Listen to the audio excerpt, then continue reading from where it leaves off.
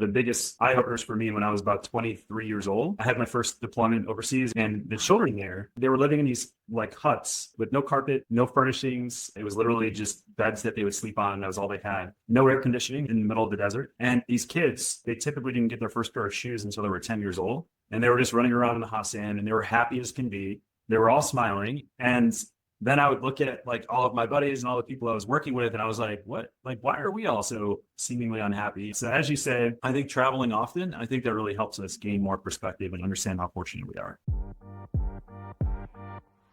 Welcome to the Secrets to Abundant Living podcast. Your guide on this journey is Amy Sylvis, ready to unlock the keys to a life of true abundance. We're diving into everything from financial freedom and optimal health to meaningful relationships, geographic freedom, and everything in between. It's about creating a life rich in experiences, purpose, and joy.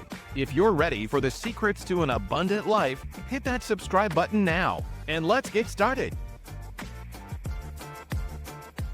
Secrets to Abundant Living podcast community, welcome. I've got a big smile on my face because we have a really special guest who I'm excited to get to know, and I'm excited for you all to get to know him as well. But before we kick that off, for those who don't know me, my name is Amy Sylvis. I'm the founder and CEO of Sylvis Capital. We connect investors to hands-off real estate investment opportunities. But more important, I've got Matt Prouty with us here today, who I'm so excited to welcome. Welcome, friend. Thank you. Would love for you to give us a little bit of introduction of who you are, and we'll get into it. But first, shout out to Jerome Myers for introducing us. Jerome, the great connector, the man of many talents. We're really grateful for the intro. So yeah, friend, please let us know a bit more about you if you wouldn't mind. Sure. So, my name is Matt Prouty. I grew up in upstate New York. A lot of lakes, rivers, just a pretty simplistic upbringing. Was really lucky in that sense. Yeah, and kind of always try to tie back to that as often as I can. Okay. But I've been in the Air Force now for going on 18 years. So I started out as a firefighter, and I was living in North Carolina. So I lived in Greensboro for 2 years, Raleigh for 2 years, Goldsboro, North Carolina for a while. Lived in Fuquay Arena for about a year. Then I went from firefighting into recruiting, pushed over to Charlotte, North Carolina, lived there for 3 years. Okay. And pushed into medical recruiting, and then moved out to Baton Rouge, Louisiana. And while I was in Baton Rouge, Louisiana, I started flying. Like, really cool hobby, love it, love aviation.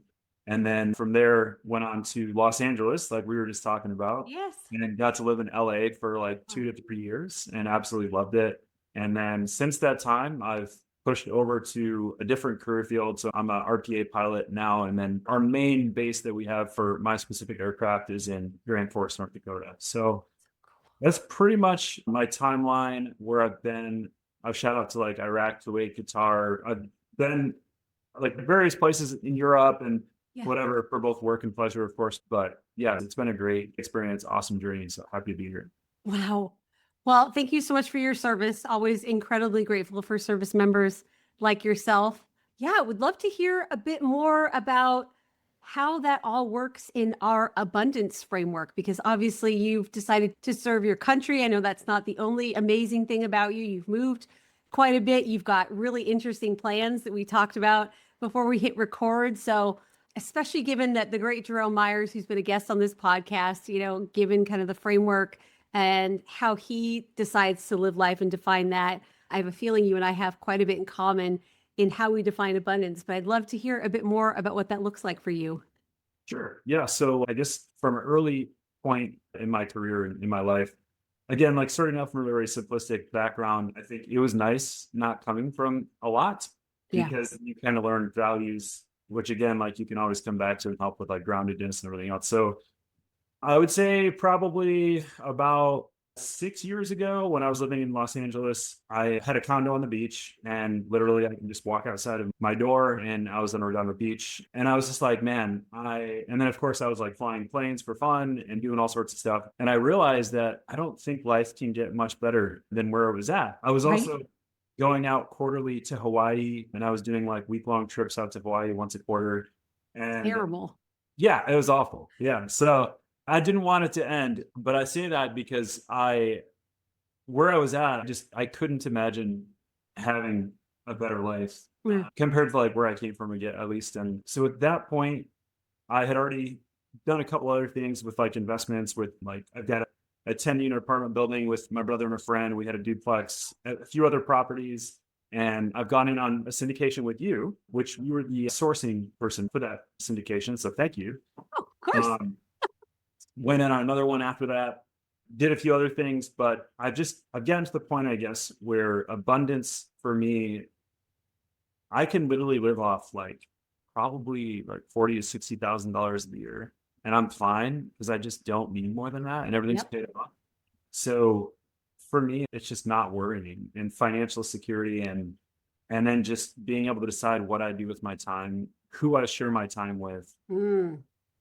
and living simplistically, honestly. That is so poignant in 2026 because culture and media, it feels like everything around us tells us that the key to happiness, fulfillment, abundance, all of those things is having more, more, and more, right? More things, more money. I'm fascinated to unpack that with you because I think you're quite a bit younger than me. You don't have to divulge your age if you don't want, but at such a young age to kind of come to that realization, I feel like some people, if they ever come to that realization, it's when they're quite elderly and have lived the life and have done all the things. So, can you help us understand kind of where that came from, that wisdom and that mindset? I'm fascinated. So I think maybe for me, Yeah. I would say I grew up with kind of a rough childhood in some ways. I think that kind of can give you sort of like a hyper awareness and it kind of Yeah. like pushes you forward very, very hard. And so I think it forces you to be more like introspective, kind of be more intentional. I'm not really sure, but it's been a really great journey. I would say, so I'm 38 Okay. and You are I younger than would me. I'm say, 45. okay, nice. Yeah. I think we talked about it a while ago, but Yeah. yeah, you and your husband have such an incredible life. Oh, Yeah, y'all are doing it right. But I would say, honestly, I think being surrounded by military members and, talking to people with all these different experiences, they've been all over the world yeah. and they're just from all walks of life, from all over our country and all the different states. It's like a melting pot. So, So cool. being like a super curious person, I would just ask so many questions of all these people. And it was just like getting free advice all the time from people with all these different perspectives. Yeah. And yeah, it was really helpful. And of course, meeting people like Jerome and yourself and having great mentors, like that's been huge. You bring up such a great point, and this I noodle about this quite a bit, which is sometimes hardships, not having everything handed to you. Obviously, I don't think any of us would wish that on ourselves or somebody else, but it's wild how that can often be a portal through which we're able to really be grounded and understand what really matters in life. And it helps us avoid some of these common diversions or mistakes people live as they design their lives when they don't have that grounding of some sort of struggle. And then you layer on that perspective of you being around other people and you being around people who have been around other people as well. So kind of magnifying that to this life that we live in the United States or, in North Carolina or North Dakota, or, here in Los Angeles, this isn't the common human experience, not only in 2026, but throughout human history. And you get that perspective. I almost have goosebumps as I say it. And you realize, oh, wow, okay, there's a lot that has gone right. And, what it takes to be happy. I'm sure you've seen this on your travels or maybe in deployment. There's a lot of people who have very, very little that are incredibly happy, that feel abundant, that feel like their lives are amazing. I'm sure they want for more, but it's just a fascinating thing to challenge that, I guess, common American perspective. I don't mean to put words in your mouth, but just adding a little bit of a flavor of how I think through that. I love that you really unpack your own history and then kind of what you've done for a career and the perspectives that you've taken from where you've personally been and the people that you've been around. Yeah. So on that point, I think one of like the biggest eye openers for me when I was about 23 years old, I had my first deployment overseas. It was to Iraq, and the children there, they again, they were living in these like huts with no carpet, no furnishings. It was literally just beds that they would sleep on. That was all they had. No air conditioning in the middle of the desert. And these kids, they typically didn't get their first pair of shoes until they were 10 years old. And they were just running around in the hot sand and they were happy as can be. They were all smiling. And then I would look at like all of my buddies and all the people I was working with, and I was like, what? Like, why are we all so seemingly unhappy? And even their parents, like all the folks, like a lot of them were just genuinely like very peaceful. And I think their lives were very uncomplicated. Yeah. Yeah, So yeah, so as you say, I think traveling often, I think that really helps us gain more perspective and understand how fortunate we are. that's amazing. That's amazing. Is there any area of your life where you'd like more abundance? I know you said that, how you define it, it takes very little. You could live off of a little bit of money. But is there any area where you think, okay, this isn't exactly where I want it to be? I'd love to have more abundance in this area. So something that I started doing recently, and I'm currently in a yoga instructor course. It's a 200 HRT course. It's been like really just mind opening, and it's been such an incredible experience. So for me, I think at this point in my life, at 38, I think I'm like pursuing more, trying to just gain an understanding of like spirituality Yeah. and just kind of breaking that down. So like I've recently read like the Bhagavad Gita and a couple other religious texts, and it's just so interesting just to read through these guides that people wrote thousands of years ago for us to read today, and then comparing them, seeing the similarities, drawing from those similarities and trying to apply those things to our daily life. But and then also with yoga, like just one of the main purposes of yoga is just to learn how to sit comfortably for meditation, which makes sense because that is one of the hardest things, is just to sit and like calm our minds. But it's just been a really fun journey. So I'm looking forward to diving deeper into that. I love that. And what prompted that? I mean, was it something you saw someone do, or just kind of the next evolution and where you wanted to grow, or? I think honestly, like, I've always been very impressed by folks who can manipulate their bodies in that Mm, way and have that much like self-control and discipline. yeah. And to be able to instruct others on how to do that and be like a medium to help other people become more flexible. And it also ties back to longevity. Like there's no point in having money or saving money if you can't enjoy it and get out and hike and swim and do all the things you want to do. And so really, I just want to maintain my flexibility and my health so that way later on in life and when I'm older in age, I can still play with kids and be with the family and really enjoy myself. Lifespan is great, but health span, one would argue, is even more powerful, right? That Sure. makes a lot of sense. I'd love to understand more about your real estate journey. I mean, obviously, I've got a personal interest in this, and we're business partners on a deal. But you mentioned you've got, it sounds like, a few single families, a 10-plex. Can you walk folks through kind of how that came to be, what that's like, what drove that, what it's like to own all of those units?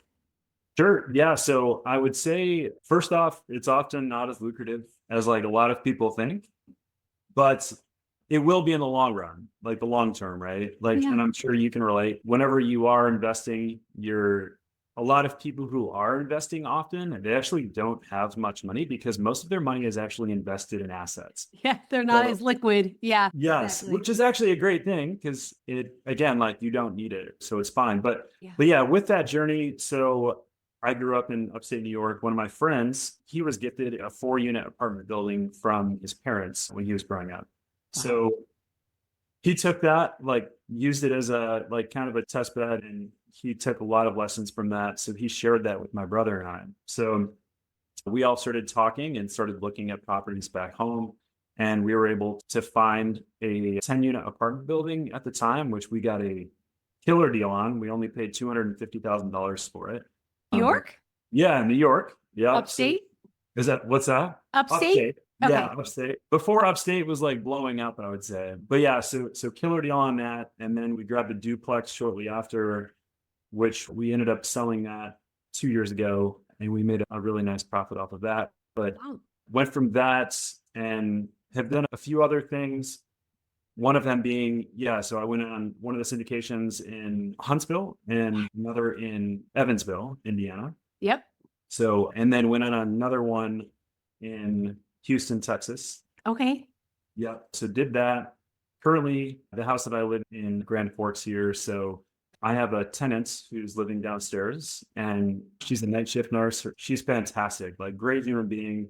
She just invited me to go to her beach house with her and her husband and their kids, hang out with them for the 4th of July. But she pays half the mortgage at my house right now. So I'm saving money there. And I honestly enjoy taking care of other people and like making sure they have a comfortable place to come back to if they get off work. So it works out really great. You make friends along the way. Yes. So, and right now I'm looking at getting another single family property here And then once I recoup from the investments that I've gone in on, I should have a pretty sizable return. And then at that point, I'm going to look at buying my first like 25 to 50 unit apartment building by myself. Wow. Oh, I love that. What market do you think that you'll invest in? So that's the toughest thing with being in the military and, Yeah. and moving around often is it can be difficult, but it's also beneficial. But I'm considering the Dayton, Ohio area Okay. near Wright Pat. So possibly there, possibly stick to upstate New York where we grew up and we kind of know the environment up there. Yeah. And a lot of people are starting to shift back toward upstate New York right now. So that's pretty Ah. fantastic. But yeah, but I'm still trying to hammer that down. And Okay. I've got like another year and a half. So All right. Oh, it's exciting. I love market research. So yeah, I keep me posted. I'm excited to hear yeah. where you yeah. decide to go. I love that you mentioned taking care of people. That is, I'm often asked as a real estate investor myself why I chose apartments instead of, medical or office or retail. I do have one flex industrial building. Aside from kind of the overall fundamentals, right? We've got a massive housing shortage in the United States. Of course, that varies market by market. But the ability, exactly as you said, to take care of people, especially just individuals. It's one thing to take care of companies, like, okay, you can still make some money and, do the right thing. But knowing that, the kiddos that we get to create a safe, secure environment for, and the hardworking families that need a quiet place that's comfortable and clean to put their head down at night, that there's nothing like it in my book. And aligning with property management that feels the same, that go out of their way. We get stories all the time, especially in our Evansville and Alabama properties. It's just really, it's a special thing. And I've noticed just in our brief time talking here that you've mentioned relationships several times, whether it's the people that you live with, the folks that you got to know on a deployment, pouring into people, learning to be a yoga instructor and how you might be able to impact them. It seems very clearly that's a big part of how you define abundance as well. Absolutely. Yeah. Yeah. It's great.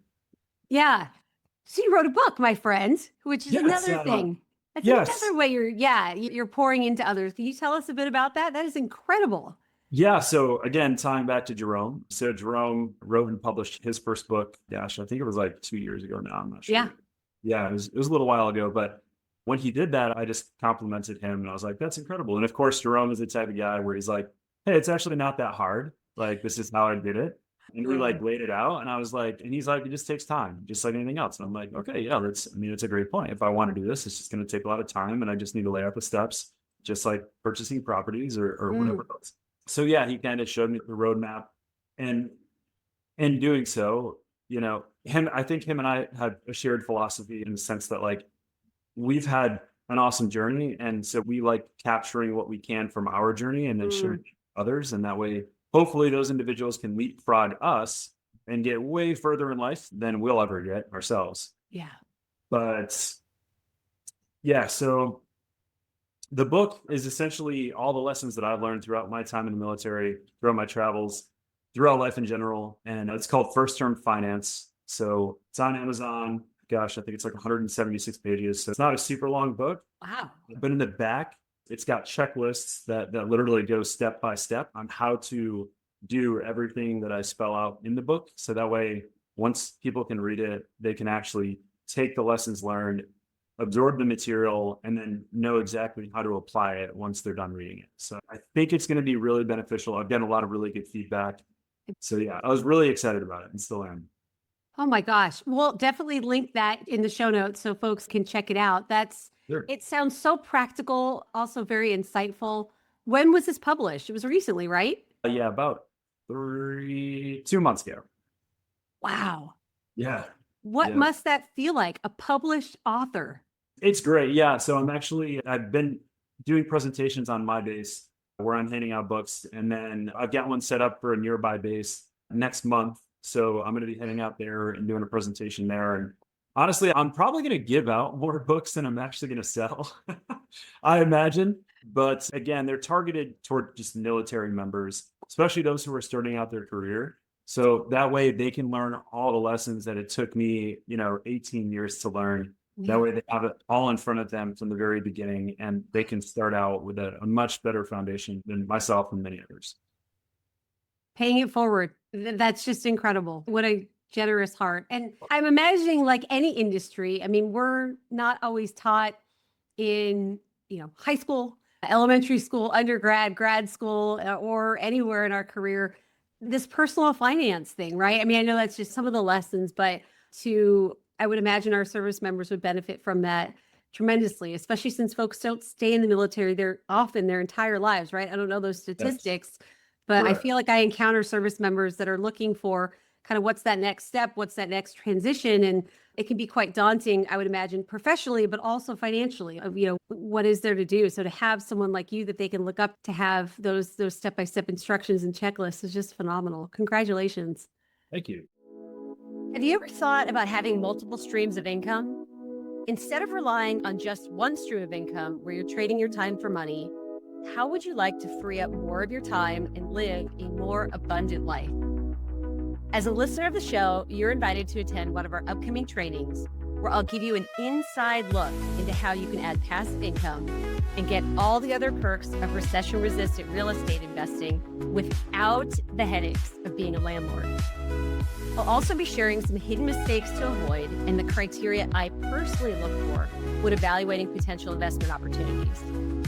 To reserve your seat for free, go to sylviscapital.com/webinar. Again, that special link to reserve your seat for free is sylviscapital.com/webinar. I look forward to seeing you on the training. And now back to the show. Yeah.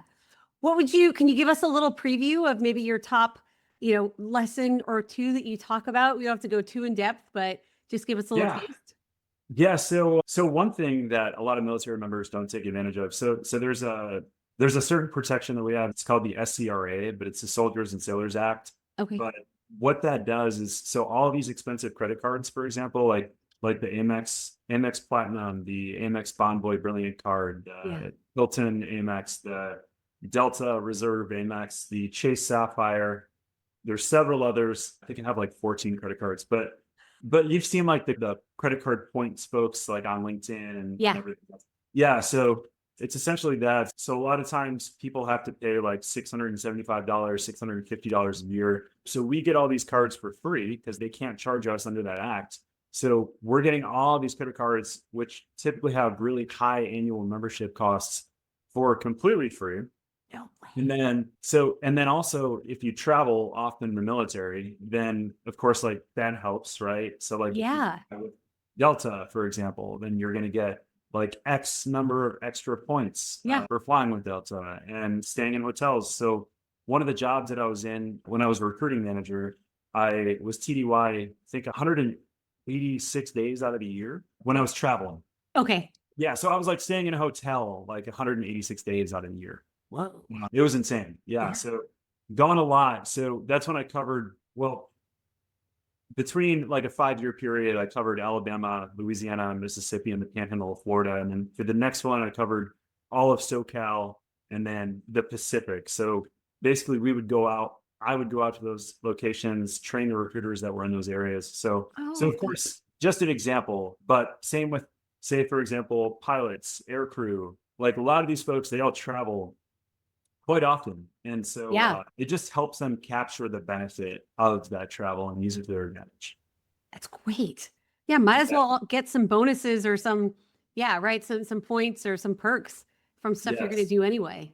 Yeah, exactly. Yeah. Oh, that's great. That's a reason enough to that's a reason enough to buy the book, right? That pays Yes. for itself right there. I had no idea. I mean, obviously I'm not in the military, but I had never heard of that. That's an incredible perk. Yeah, there's that. And then there's also another benefit. It's called VRNE. But VRNE, it's through the VA, where if you separate from the military, say you serve for like 20 years, and say you're like 60% disabled or higher, then they have a program that will like pay for, and it's a pretty like substantial amount. So it'll pay for your commercial pilot's license, for example. Oh. Yeah. So say you get out and your disability is not related to like your head, your heart, and it's just like, one of your one of your limbs or your Yeah. whatever it may be, then you can still get your commercial pilot's license. They will literally pay for your entire commercial pilot's license and your bachelor's degree. There's a lot of just fantastic benefits that the majority of military members have no idea exist. But that's the cool thing is say you serve for 20 years and you join when you're 18, you can get out when you're 38 and have a pension plus, whatever you've been doing for investments along the way, and then you start your second career. So it's really a good foundation and like launch pad if you can look at it again with like delayed gratification and just keep the long term in mind, Yeah. which is like always difficult to do because I've wanted to separate so many times. But yeah, it's been a ride. So Wow. Incredible. Congratulations again on the book. I can't wait to get the word out and how many people you're going to be able to help, not only through this podcast, of course, but obviously you're doing those presentations and yeah, I'm sure you're promoting on LinkedIn and all those good things. That's really impressive. For anyone that is feeling lost, feeling uninspired, maybe listening to too much news and feels like there's just kind of doom and gloom. They want to create more abundance in their life. It might not necessarily be money. Any word of advice that you would give them from your incredible experience in life so far? So it's funny, like, Mo, right? Oh yeah. Yeah. So I think one best day- guest on the podcast too. Yeah. Okay. Yeah. And he's awesome, dude. Very, very great guy. Yeah. And he's doing really well in life, of course. But it's funny how like the older you get, the more you realize how significant simplicity is. And so, he's a very busy guy too, but twice that I've called him and we've just down on the phone and chatted. I remember one time, I think he was on like a 4-mile walk or something. And he was just like walking to the gym. Yeah. And he would just handle his phone calls like while he was on his walk. But that's just like a small example. But I try to do the same thing. Like I just try to get outside as often as I can. I try to not, like you were saying, watch the news at all. I kind of live in a very small bubble. Yeah. Especially with my job, we do like intelligence, surveillance, reconnaissance. So like anything that I need to know about, I kind of already know about. Yeah. You'll find out. It'll get to you, exactly. right? Yeah. Yeah, we'll find out. But another thing I guess too is like most of what is on the news is like the majority of it is all like very not lies, of course, but it's very Like sensationalized, right? very sensationalized. They're looking to get emotions out of us, and they do very well at that, unfortunately. So Yeah. it like tears apart families, friendships. Yeah, it very much segregates us. Mm. It's tough, but yeah. So going back to simplicity and just trying to stay simple and keep things simple, and again, that's with the yoga practice. Going back to that, like just it's like staying in your present mind, in your body, Mm. and not concerning yourself with everything that's going on outside of you, at least for a short time every day, is like so good for us. So yeah, I would just say try to find more peace in life.